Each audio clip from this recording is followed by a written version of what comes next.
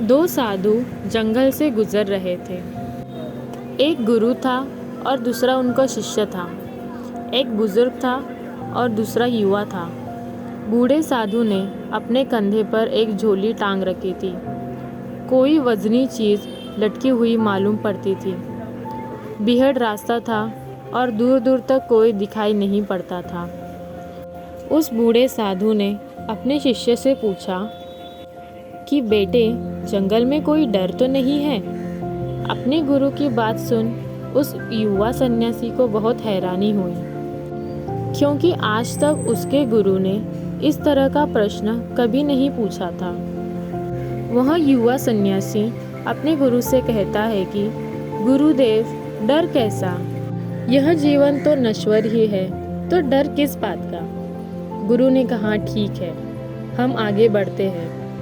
दोनों गुरु शिष्य अपने मार्ग में आगे बढ़ने लगे। रात और गहरी होने लगती है और सन्नाटा और ज़्यादा छाने लगता है। गुरु दोबारा से अपने शिष्य से पूछता है, बेटे, कोई डर तो नहीं है ना? शिष्य चौंकता है और कहता है कि गुरु, आपको किस बात का डर है? हम सन्यासी हैं, भला हमें कैसा डर?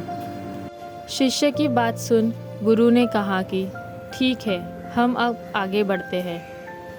थोड़ा आगे चलने पर उन्हें एक कुआं मिलता है। शिष्य कुएं से पानी निकालता है और अपने गुरु को देता है। गुरु अपना झोला शिष्य को देता है और पानी पीने लगता है। शिष्य को शक तो पहले से ही था कि झोलों में कुछ तो ज़रूर होना चाहिए, क्योंकि अकारण भय पैदा होना असंभव है। जैसे ही शिष्य अपने गुरु की झोली में हाथ डालता है, वह देखता है कि उसमें एक सोने की ईंट है।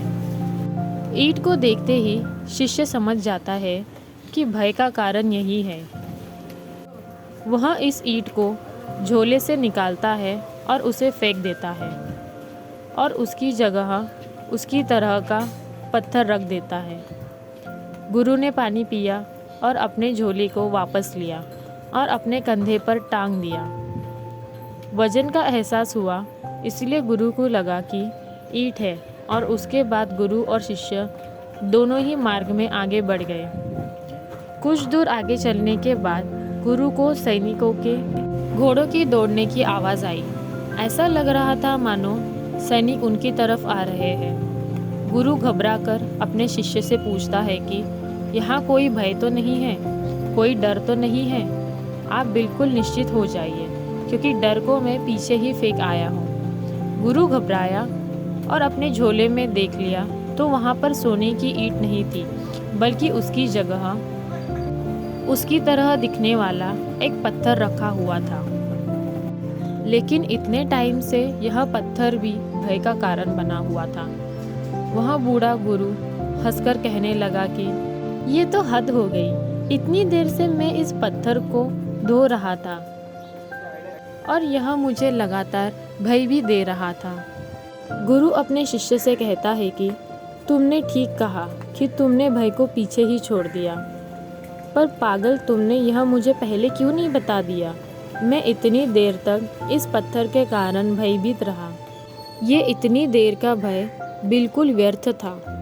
शिष्य अपने गुरु से कहता है कि यदि ठीक से समझे तो जो पहले भी भय था वह भी व्यर्थ ही था।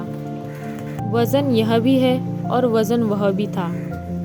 यह पत्थर दिखाई पड़ता है और वह सोना दिखाई पड़ता था। यदि आप भी इस पत्थर को ना देखते तो आपकी पूरी रात डर में बीतती। उसके बाद वह बूढ़ा गुरु अपने झोले से उस पत्थर को निकालकर फेंक देता है और भय मुक्त बिना किसी डर से शांति से सो जाता है। तो दोस्तों, गौतम बुद्ध हमें इस कहानी से यह सीख दिलाना चाहते हैं कि भय सिर्फ हमारे अंदर है, मन में है, यह असलियत में कुछ नहीं है। यदि हम इसे ही निकाल कर फेंक दें तो हमारा जीवन शांतिमय हो जाएगा। नमो बुद्धाय।